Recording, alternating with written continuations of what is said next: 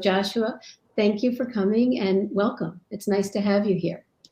Karen, thank you so much for the chance to have this conversation with you, and thanks to Peter and to Dan and to the whole New America team for this opportunity. We're going to talk about the strategy and where we've come and what challenges lie ahead and what new twists there are in our understanding. But I wanted to start today with a talk about just language, the language we use to describe what we sometimes call domestic extremism, some we call domestic violence, sometimes we call it domestic terrorism. But I've noticed of late that the term political violence or politically motivated violence seems to have come into the stratosphere of the language sphere of how we think about the phenomenon of violence being used all over the country in a variety of different forms for a variety of different reasons. And when President Biden gave his speech in Philadelphia recently, he did talk about political violence and didn't talk about domestic terrorism, just in terms of how we think about these terms. And I just wondered, is there a recasting, a rethinking of how to understand in the large umbrella that covers so much of the violence we're seeing? Is there a move towards thinking about political violence as opposed to what we've called in the past extremist terrorism? So let me start where your kind introduction began as well, with the national strategy for countering domestic terrorism, which the administration released last June, as you indicated. And it was very important to us to have early in that strategy the federal statutory definition, the federal law language of domestic terrorism, defining domestic terrorism, that the strategy was pegged to. It was important to us, first of all, because any government strategy should articulate its scope, but it was particularly important, I think, in this context, this often charged context, to show that we were working from something embedded in federal law, pre-existing, and that is, in a sense, narrowly scoped. It's scoped to violence, threats of violence, and in essence covers acts, criminal acts designed to intimidate or coerce civilian populations or attempt to change policies of a government. And again, we thought it was important to show that we were pegging our work, heading our strategy development and the implementation of that strategy to something we inherited from the political branches and embedded in the US Code. At the same time, there is a broader phenomenon afoot. And you heard this from the president, not just in those recent remarks in Philadelphia, but even going back to the remarks he delivered in Buffalo after the awful, horrific act of domestic terrorism at a supermarket there. And he talked about how there are those in different walks of life who are either adding to or at least acquiescing in the use of violent language, the proliferation of ideologies in which violence, even implicit, is at their core, that individuals like the one who took lives at that supermarket in Buffalo then point to as the justification, the motivation for their horrific actions. And that may be broader in a sense than what is domestic terrorism per se, that broader willingness to promote or acquiesce in a cultural normalization of language of political violence, but it contributes to the challenging moment we find ourselves at as a country right now. That raises something interesting, which is, you focused on the law, and I understand that. But one of the things you talk about in the strategy or suggest that it's actually much broader than the law. And I was curious about your thoughts. There does seem to be a sort of whole of government approach to this. And so it isn't really just about the law, right? It's about, so just talk a little bit about how you see the sort of matrix of actors, agencies that feed into this counterterrorism strategy. So maybe I'll separate out two things. In terms of the challenge being addressed, the problem being tackled, we think the law, the legal definition of domestic terrorism is of course the right place to begin. It scopes our work. It keeps us grounded in federal law. But the response to it incorporates a number of elements as the strategy sets out. It includes generating better understandings of today's threat and sharing them more widely. That can be a role that can involve roles for the Department of Homeland Security, for the FBI, for example. It involves investing heavily in prevention efforts, trying to help people from ever getting to the point of breaking the law and becoming essentially a law enforcement problem. That involves a whole host of actors across the federal government. Then it involves a law enforcement response for those who make it to that stage, for whom law enforcement has the identified valid reasons to investigate and in some circumstances to prosecute. And of course, that doesn't just involve federal law enforcement, but involves incredibly close collaboration with state, local, territorial, tribal law enforcement. Often they are the ones on the front lines of any given act or actor and the first ones to identify if there's something wrong. They also may have part of the solution set with the charges available to them. And then there are other parts of this system that the strategy goes into, such as how we ensure that parts of our government, whether it's law enforcement, whether it's the military, whether it's the intelligence community, that by their very nature need to give certain Americans special access to weapons, to training, to knowledge, that all of that won't be exploited by bad actors for nefarious causes. So that brings me to another question, which is one of the things the Biden administration did was to revive the Intelligence and Analysis Unit that had been disbanded under the prior administration. And there has been a whole series of efforts, formal efforts, to reach out to local, tribal, et cetera, groups to sort of inform them and share. My question to you is there something new in terms of what's being shared? Are there factors that you didn't know when you put together this strategy or that have emerged since then that are part of what needs to be shared on this wider level? I think there are really two categories of things that are new. One is what is shared, and the second is how it is shared.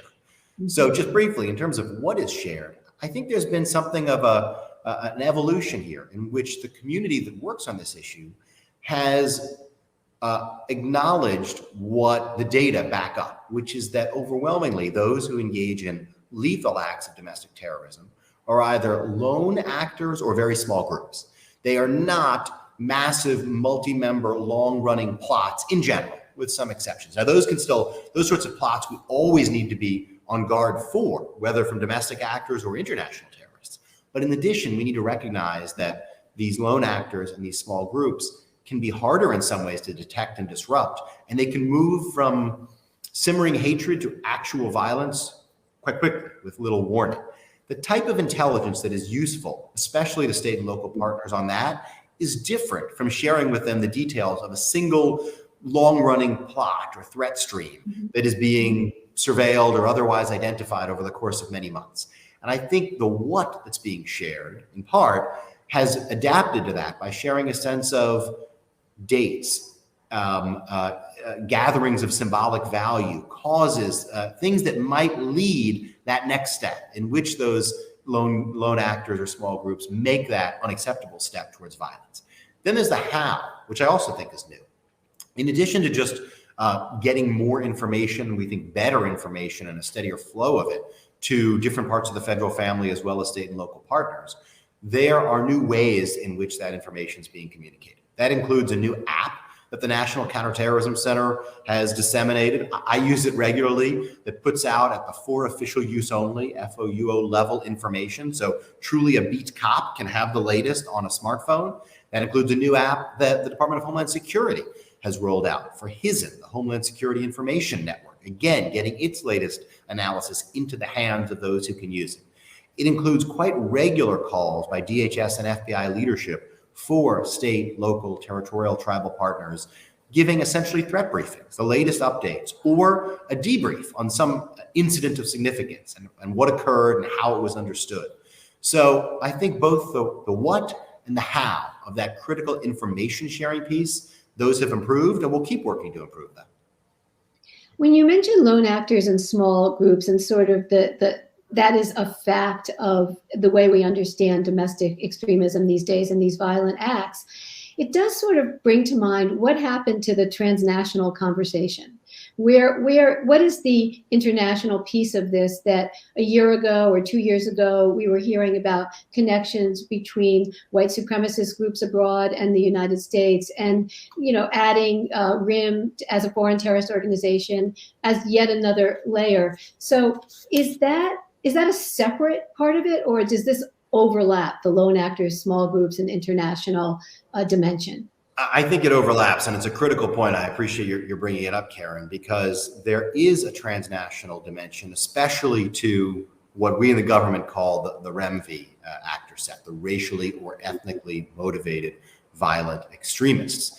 And that international connection, like so much of this, won't look exactly like the transnational connections of the foreign terrorist organizations we've all spent a lot of time on since 9/11. It's not the same hierarchy. It's not the same strict affiliates and kind of core leadership that we've become accustomed to for Al-Qaeda or ISIS, for example. But it's very real, and it involves online conversations. It involves diffuse groupings. It involves some foreign travel, and it involves some flow of funding, of finances across national boundaries. These are things that the director of the FBI, among others, have spoken about in congressional testimony. And where appropriate, we as a government have used foreign-directed, foreign-facing tools to get at this dimension, very real dimension of the problem. And that includes a few more RIM, Russian Imperial Movement-related designations earlier this year. Overall, I do think we see continuing to evolve the transnational inspiration, connectivity, and to some extent travel and financial flows of this. And we will continue to use those appropriate tools, those tools that are sometimes only foreign facing, to disrupt those pieces of this problem set. You know, that kind of brings up one of the elephants in the room, which is social media and how it's used to inspire, to recruit, to incite. And one of the things that I and others appreciated about the strategy that you put out was its embrace of protecting civil liberties and protecting as well as it could, recognizing that this is a threat that we need to deter and prevent. So the question is, how do you see, now that you've been in this position for a while and really thought about it, how do you see the role of not just social media, but what can be done in terms of big tech, how to address disinformation? And I guess my real question is, are we at the sort of very, very beginning stages of this, or is there some grasp of how to deal with this in a way that's both effective and legal and constitutional?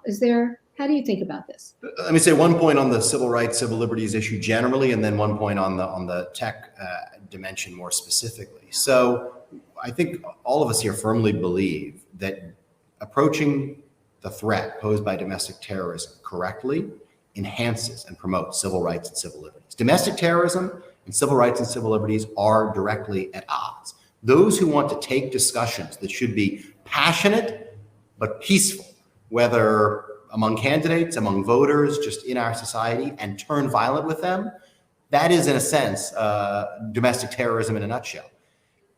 Countering domestic terrorism leaves space for protected speech. It leaves space for the associations people want to have peacefully, whatever their ideology, their politics, their beliefs.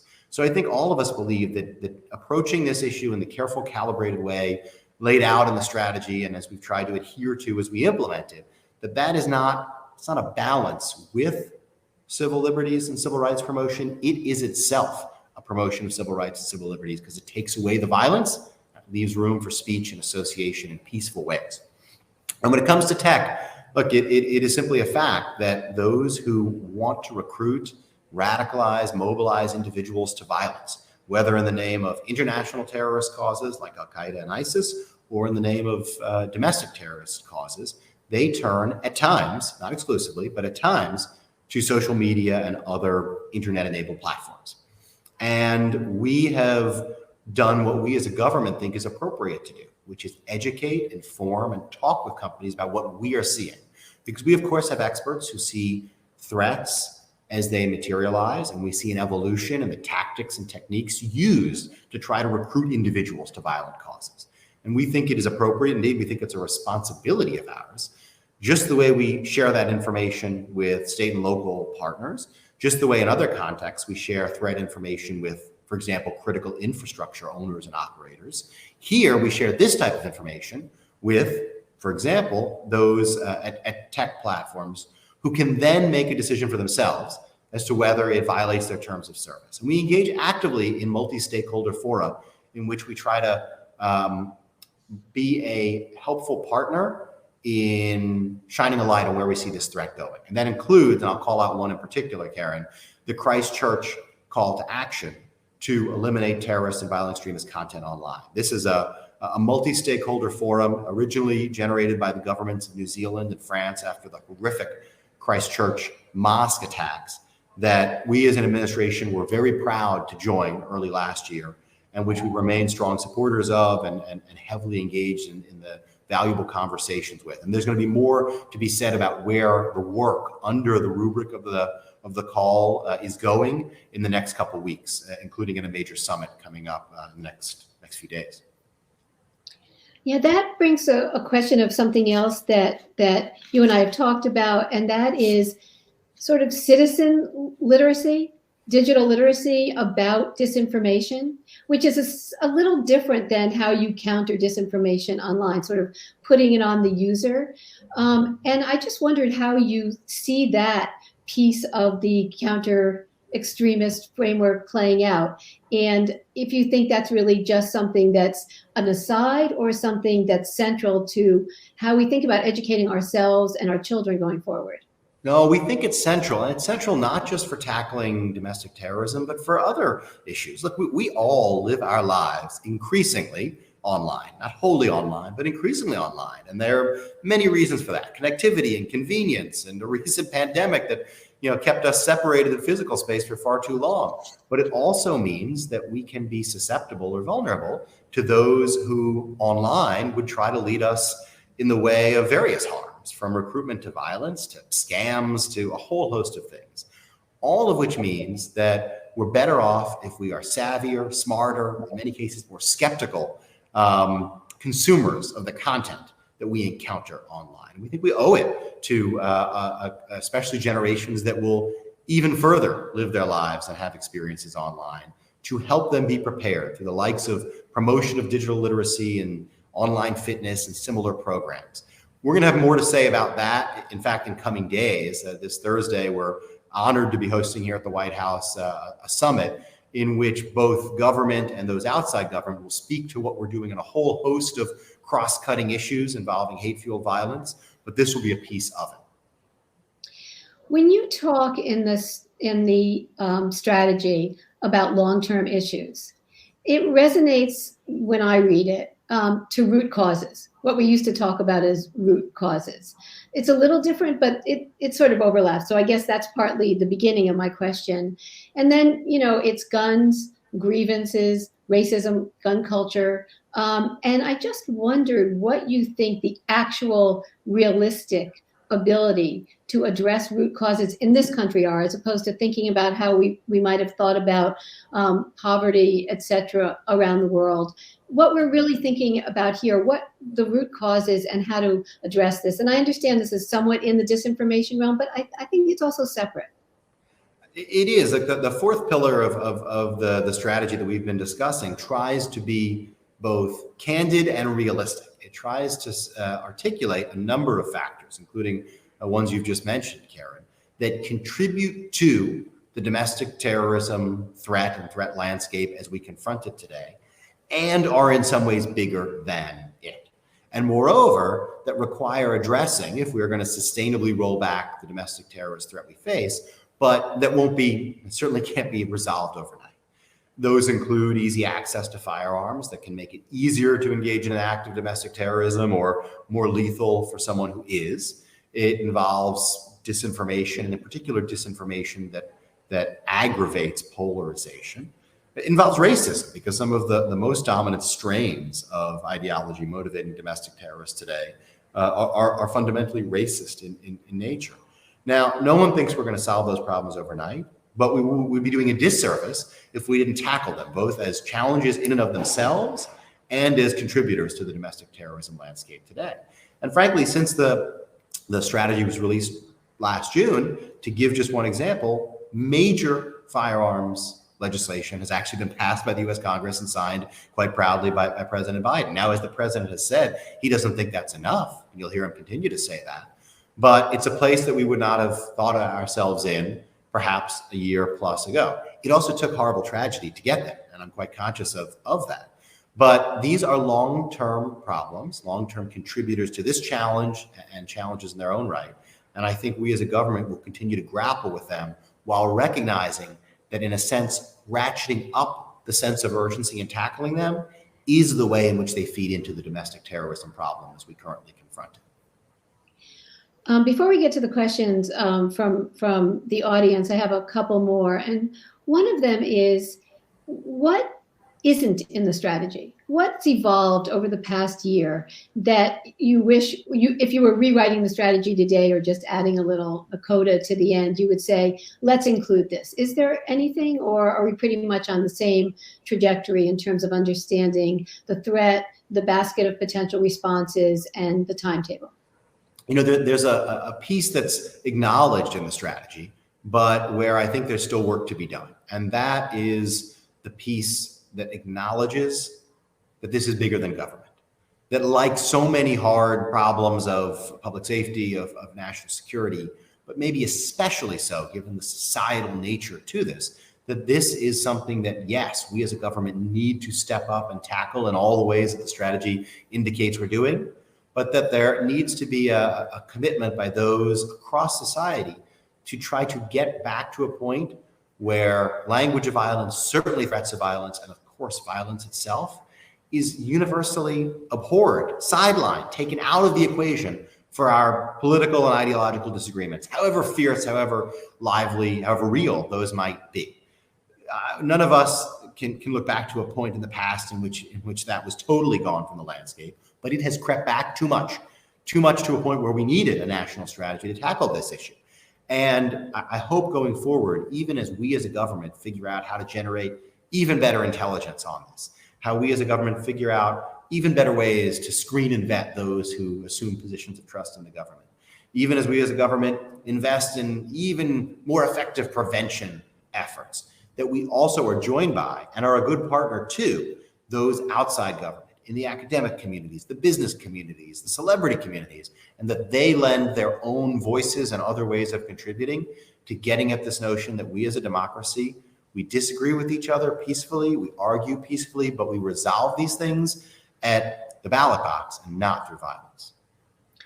Which brings up the political context that this is all happening in. And one of the things about the Philadelphia speech and other speeches recently has been the recognition countrywide by the media, by politicians, by the president, that there is some link between what we're seeing politically in terms of divisiveness and what's happening on the streets with violence and in our churches and in our schools. And so I guess what you're suggesting is that the larger voice of the country is bipartisan, and needs to sort of declare itself that way when it comes to these issues. And is that sort of, am I getting that right? Is that basically? I think it's well said, and in some ways it is the theory of the case behind the summit we're proud to be hosting here Thursday, which is the very title, United We Stand, means that there is unity in standing against turning to violence with one's grievances, whether real or perceived. We think that we are capturing not just the law, by the way, which of course prohibits violence, but also a real sentiment of the American people that whatever our differing views of a whole host of policy matters, domestic policy matters, foreign policy matters, that there is a wide swath that wants to resolve those differences peacefully and not in the just appalling and horrific ways that we've seen in Buffalo and in El Paso and in Pittsburgh and in Atlanta. And I could go on with the incidents that we can all come to mind over recent years, but incidents that leave behind grieving family and friends. And so that is what we hope to lift up with Thursday's summit.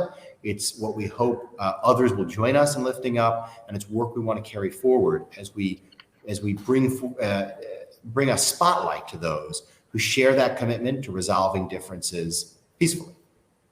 And just a note, the sort of subtitle of the summit is Countering Hate-Fueled Violence. Is that right? So it's very much focused on the prevalence of hate as a motivator and a part of what's going on. So I just wanted to bring that up.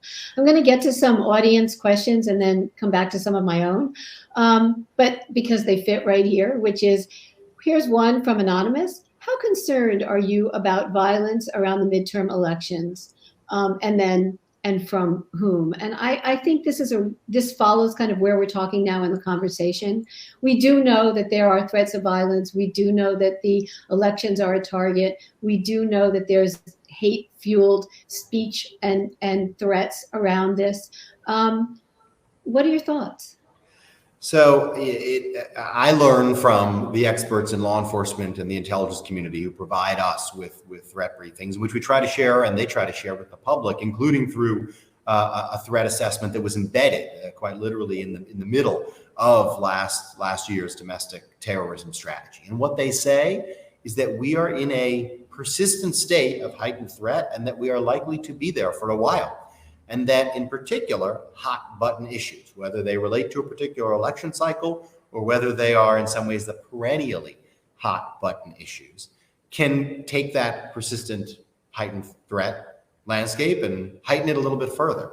So we have gone about our work in the first year and a half or so of this administration with, in essence, two recognitions. One, that is the state of play. It is one that requires the sort of dedication to addressing this issue, to the intersecting issue of hate crimes and a broader set of violence prevention that the current moment demands. And the two, we need to approach it in a way that's sustainable, because we don't have reason to believe that we're suddenly going to come down from that, turn some corner, pass some magic date on the calendar, and come down from that threat environment. That means investing funds in a way that's sustainable. It means building the sort of structures, even the sort of information sharing mechanisms that we talked about earlier, Karen, where technology can help us get information and intelligence out to stakeholders who need it faster. But we are doing this both with a recognition that we're at a moment of heightened threat and that we need to build our work in a way that anticipates that threat environment to remain elevated for the foreseeable future, frankly. So you've talked a little bit about some of the accomplishments in the wake of the strategy and the focus on this since Biden came into office. And you've talked about gun legislation, and we've talked about reviving the intelligence unit. But aren't there broader accomplishments? I mean, how do you see the strategy? As you say, this is a long haul, but there have been a number of things that have happened. And I just wanted to know if you wanted to talk about them, and then we could talk about what's yet to happen. But let's talk about what has happened and what you see as progress in this area. Well, I'm always grateful for the chance to tout the good work, though it's generally good work by all sorts of colleagues around the government who are on the front lines of dealing with this. And let me at least offer a few categories of this, with apologies to those whom I don't get to. But one is law enforcement, both federal and non-federal.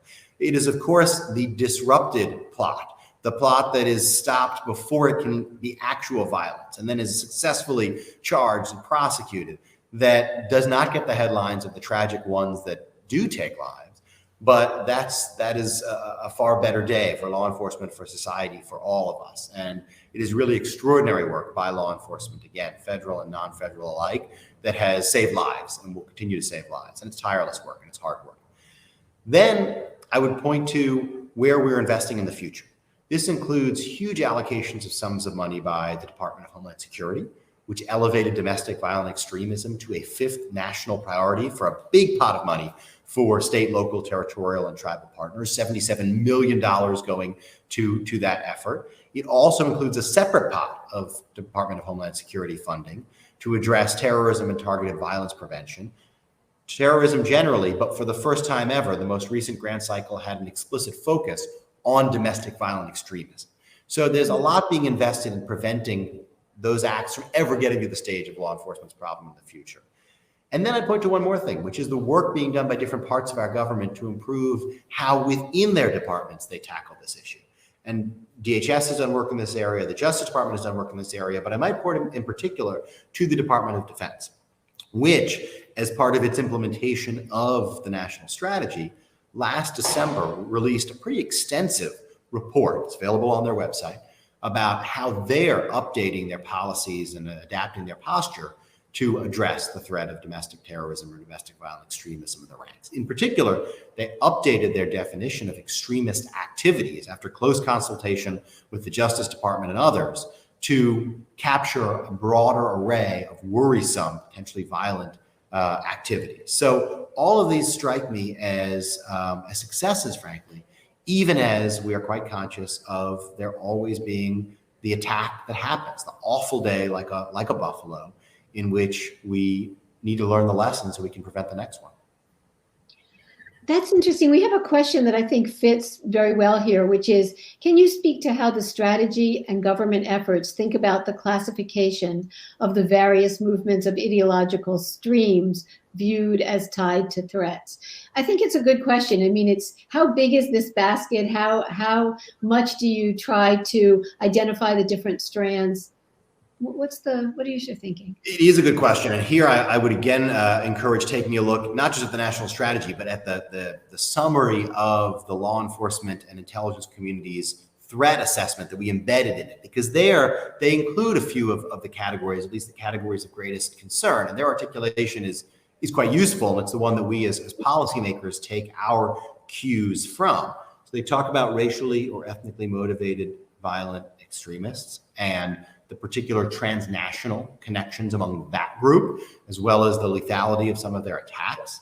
They also talk about the anti-government movement, militias and others, who in particular are found to target either government facilities or government personnel, which of course fits the very ideology that's motivated them to violence in the first place. But there are others motivated to violence by a wide range of ideologies. And I sometimes describe those ideologies as left, right, center, and off the charts. Take something like the incel movement, the involuntary celibate movement. I wouldn't know whether to describe that as left or right. It's off a recognizable or cognizable political spectrum, but it moves people to violence at times at least. And so strategy is built acknowledging that there are a wide array of motivations, ideologies, viewpoints, whatever the best way to capture these motivations to violence might be, and that our goal as a government, of course, is to prevent violence from any of them. Whatever the ideological or political lean, our responsibility, as well as our ambition, is to prevent them from becoming violence. I guess one question I have in terms of your sharing information with state, local, tribal, territorial, I mean, I think one of the questions is, how are they listening? What about those states that are not necessarily wanting to participate in this? Are you finding that, or aren't you finding it? And what is that particular challenge, and how do you get around it? Is it sitting down with people? What's the conversation that goes on that level? I think in some ways the best we can do there is to keep things in the law enforcement channels that exist, because across this country, really every day, U.S. attorneys' offices, FBI field offices are working with state, local law enforcement in very granular ways. And those, we hope, are professional relationships that endure, trusting relationships in which information is shared appropriately, of course, in both directions, in which there's a collaborative spirit of disrupting criminality and violence. But in particular, we try to keep our law enforcement work as a federal government, but more broadly, the country's law enforcement work, is insulated from politics in particular as it can be. And so for us as a federal government, our goal is to offer resources, to offer training, to offer information such that it is wanted by, it is welcomed by, it is embraced by, it is used by our partners, our colleagues in state, local, territorial, and tribal law enforcement. And that includes updating resources that we have heard in the past they find useful. I'll give you again a concrete example of this, and I think it's mentioned very briefly in the national strategy itself. We have had previous iterations of something informally called the Red Book. It's the mobilization indicators booklet that draws on, in past editions, previous individuals associated with international terrorism to derive quite accessible, quite ready to use indicators of potential mobilization to violence. This Red Book has been quite popular. The most recent edition, which I think went live on the Office of Director of National Intelligence website this past January. Again, you can find it there. It includes, for the first time, not just indicators derived from past experience with international terrorism, but also indicators derived from past experience with domestic terrorism. In part because we have enough of a body that we think the data can support it, in part because that's the demand. That's what our state and local partners need and want to see given the current threat environment. So ultimately, we hope that we, and this we goes far, far beyond the White House. It's the Justice Department, it's the FBI, it's the Department of Homeland Security, it's others in law enforcement and the intelligence community supporting them, that they are generating the resources, the training, the products, the information, the intelligence that is responsive to the needs and demands of state and local partners and is useful to them. You know, you mentioned guns before and the headway that the administration has made. And yet, we don't have an assault, a ban on assault weapons or weapons that we can turn into more powerful weapons. And I'm really, one of the things I'm interested in is, it's like guns are a problem in this country. And the question is this really something that can be accomplished in terms of assault weapon bans, or is it really something that you think is going to stay on a different parts of the country will have different, ways of dealing with this? Or what's your long-term, not just hope, but what does the reality of this suggest to you? And I say that because it seems just so much that if we got rid of guns, and particularly certain guns, or had background checks, or just so much that we could do that would in and of itself, for all of the wonderful programs and ideas and pushback that the national strategy identifies, including guns, that this one would really be a game changer. Or am I just wrong on that? Well, I mean, let me step back. First of all, we as an administration, as an executive branch, have tried to do that which succeeded in doing that which can be done within our powers alone. So we have, for example, taken action to address untraceable ghost guns. We have offered through law enforcement channels model red flag laws to state and local authorities. Other things that the Justice Department has the lead on, but that's one category, that which the executive branch can do on its own. Then there's a second category, the category that requires congressional support. And again, we've taken that farther than had occurred in many, many years with the recent legislation. And at the same time, you've heard the president say that he is committed to continuing to work to go further still. So how far can we go? I don't think we know that sitting here today, but I will say we've gone further legislatively than we might have thought had we been having this conversation 1 year ago. And so my hope is that if I'm lucky enough to get to have this conversation with you in a year's time, Karen, that we will have still pushed further, because I can say this administration is committed to continuing to try and to working with Congress to see how far we can go. I have two questions I'm going to read. We have a ton of questions. I'm going to give you two, and then we'll wrap it up, okay? This is from Hazel Weiser. With the ADL's analysis of the Oak Keepers, we have information that many law enforcement officers are aligned with this radical group. How serious is this infiltration of the right into law enforcement and even the military? And then from Mia Bloom, have you guys figured out yet how someone moves from violent ideas to violent actions? Since the majority of incels and QAnon are not violent and dangerous to anyone other than themselves, is it a question of degree?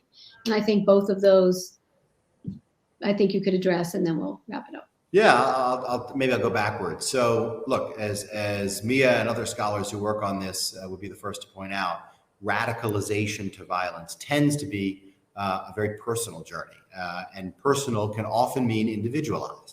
That said, we need, as a government, as a society, frankly, our law enforcement to know what to look for to try to prevent that radicalization to violence occurring before it's too late. And so it's the sort of research which is drawn from past actors, whether they got to the point of violence or whether they were disrupted before. It's that sort of research that informs the Red Book I was talking about earlier, but putting aside the Red Book, it then informs the sort of threat briefings that occur truly on an ongoing basis across our federal government and with the sort of training that we do for state and local partners. We always want to update that. We always want to learn from the last one. Law enforcement always wants to know, is there something that was missed when someone did get to the terrible point of violence? But we do think there are the sort of indicators and warnings that, as I say, are laid out by law enforcement and parts of the intelligence community in that red book that I mentioned earlier. Mm-hmm. And then, as I think I've pointed to as well, we think it's critical that those who are given positions of trust, whether that's in law enforcement, whether that's in the military, whether that's in the intelligence community, all of these are positions of trust because they have access to weapons, to training, to knowledge, to things that the United States needs the right people to have access to, but also can't be allowed to be exploited for nefarious ends. That also includes state and local and territorial and tribal law enforcement. Now, we have different ways of relating, of course, to those who become part of federal law enforcement or the U.S. military versus those who become part of state and local law enforcement. But where it's the federal government itself, different components have explained over the past year and a half how they've improved their own vetting, screening, including recurring vetting and screening procedures. Department of Justice, as well as the Department of Homeland Security, which has law enforcement components to it. And as the strategy points to, we have found ways where we think we can be a better partner to state and local law enforcement by informing them and assisting them as they improve the coordination of their own vetting and screening of their employees. None of this ever reaches an endpoint. It's not done. It's an ongoing process of trying to ensure that we're not giving access to the sort of sensitive materials and the sort of sensitive training that I mentioned before. But it's one that's critical, not just to protect those who serve alongside anyone who might exploit or pervert the sort of training or access they get, but to protect all of us. Joshua, every time I hear you talk, I learn something, or I learn a lot of things. But it's not just that I learn something, and I'm sure the audience shares that with me, it's that I feel better. I feel that we have some kind of handle and some kind of ability as a country to counter this violence that can potentially be so destructive. So good luck at the Unite We Stand Summit in 2 days. And thank you ever so much for sharing your time and your thoughts with us. Thank you, Karen. Grateful to get to have this conversation with you.